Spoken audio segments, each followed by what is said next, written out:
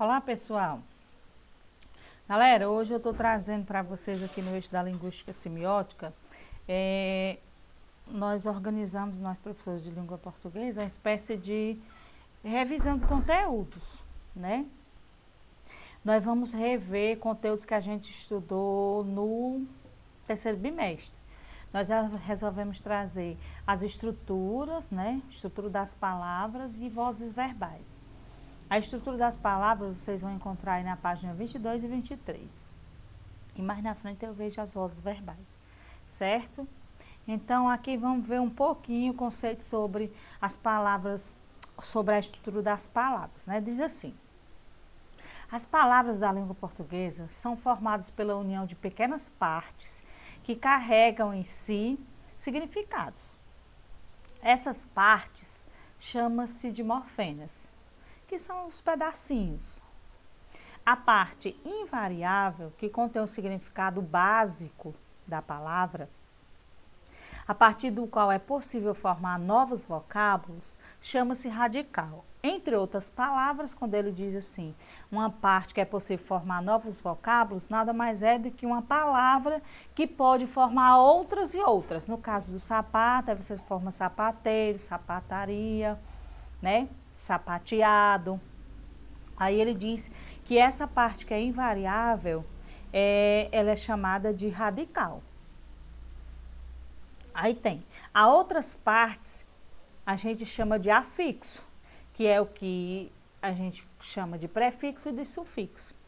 E as desinências. Então, nós estamos falando aqui da estrutura de uma palavra, analisando uma palavra sobre a estrutura. E essas desinências acrescentam ao radical para formar novas palavras ou indicar alguma flexão. Ou seja, o que é essa flexão? Se não formar uma nova palavra, mas formar uma nova flexão. Bem, a palavra, ora ela vai ser feminina, ora ela vai ser masculina, ora ela vai estar no singular, ora ela vai estar no plural. Isso é uma flexão, é normal, né? Quando a gente estuda concordância, né? Concordância nominal, a gente viu lá as regrinhas. Quando devo dizer obrigada, obrigado, anexo, anexa. Então, é mais ou menos isso. Então, tem o radical, que é a parte invariável, de onde nasce a palavra, a origem. E os afixos, que é onde surge uma nova palavra acrescentada após o radical ou antes do radical. E, para indicar, se não uma nova palavra, mas uma palavra de uma flexão diferente, né? Então, aqui nós temos o radical, que é a origem, né? A estrutura. Então, aqui nós temos lembrar. Nós temos lembrar, lembrança e relembrar. Então, você veja, ó, o mesmo radical. Lembre, lembre e lembre. E aqui nós temos, ó, o ré, o ansa e o a. Aí foram palavras, novas palavras que acrescentaram. São desinências, né? Mas a origem foi isso aqui, o radical. À frente. Então, diz aí. Daí, dessas novas palavras, surgem o prefixo, o sufixo e as desinências. O prefixo nada mais é de palavras que surgem antes do radical, no caso aqui, relembrar, e sufixo, palavras depois do radical. No caso aqui, lembrança, né? Pronto. E as desinências, né? Quando é que é desinência nominal e verbal? Bem, as desinências nominais, elas indicam as flexões de gênero e número. Quando é que a palavra está no singular, no plural, no feminino ou no masculino, né? Então, são essas as desinências. E as nominais. E as desinências verbais, nós vamos fazer a análise da estrutura do verbo. Aí, quando nós estivermos fazendo essa análise, né?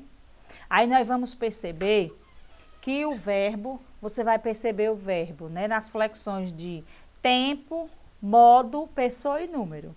Nesse tempo, vai dizer se o verbo está no presente, no passado, no futuro, né? No pretérito.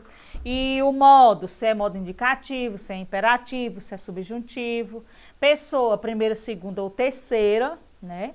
No discurso. E o número, se está no singular ou no plural. Nós sabemos que muda, né? As pessoas do discurso. Então, é isso. Essa é a nossa primeira revisão. Quando a gente fala da estrutura das palavras, radical, afixo, prefixo, sufixo, desinência verbal e desinência nominal. E depois vem as vozes verbais, que vocês vão encontrar na página 157.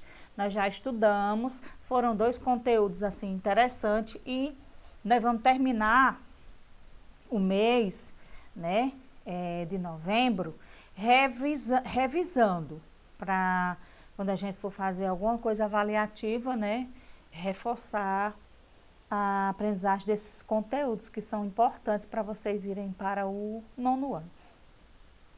E quando a gente fala nas vozes verbais, falar das vozes verbais é também falar na atuação do sujeito, que recentemente a gente estudou, né, os tipos de sujeito, como encontrar a núcleo do sujeito. Então, falar das vozes verbais é falar de sujeito, de núcleo, de ação verbal também, né? Então, as vozes verbais, elas são 3, voz ativa, passiva e reflexiva. Cada uma tem a sua característica, né? A voz ativa, o sujeito é agente, ou seja, o sujeito pratica a ação. Na voz passiva, o sujeito recebe a ação, ele chama-se paciente.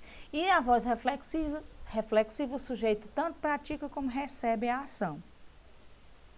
Foi assim que nós estudamos, né? Ativa, o sujeito pratica, passivo, o sujeito recebe e reflexivo, o sujeito pratica e recebe ao mesmo tempo. Mas a voz passiva, ela se divide em 2, que é preciso a gente relembrar. Então, ela pode ser a analítica e a sintética. Cada um tem a sua característica. A analítica, ela é formada pelo verbo ser no particípio. Sempre a gente diz assim, tem o verbo de ligação, né? E a sintética é formada com o pronome pessoal se, esse apassivador, né? Que é compra-se, vende-se, né? Então, as 2 vozes, né, que vêm da passiva, elas têm esse diferencial. Então, isso foi o que nós aprendemos das vozes, né, revendo. Voz ativa, passiva e reflexiva. Sujeito, agente, sujeito, paciente e sujeito, agente, paciente ao mesmo tempo. E a voz analítica e a voz sintética. A analítica é formada pelo verbo de ligação, mas no particípio, né? E a sintética pelo pronome pessoal, se o pronome apassivador, né? Então, essa foi a revisão, né, que a gente traz e a título de vocês entenderem, né, que são conteúdos importantes. Então, após o término dessa atividade, aí, dessa tela, aí tem uma atividadezinha para vocês.